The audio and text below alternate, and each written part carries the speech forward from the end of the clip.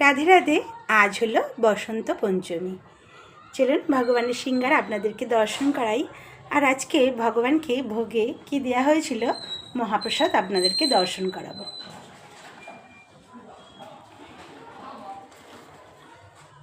আর আমার লক্ষ্মী দেবীকে দেখুন, কত সুন্দর লাগছে দেখুন বাসন্তী কালার ড্রেসে। পরিয়ে কেমন লাগছে অবশ্যই কিন্তু আপনারা কমেন্টে জানাবেন। এখানে আছেন মাতা পার্বতী দেবী। চলুন মহাপ্রসাদ দর্শন করাই।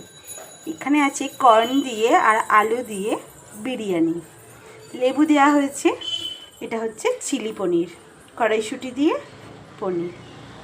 এখানে হলো টমেটোমের চাটনি, পাঁপড়।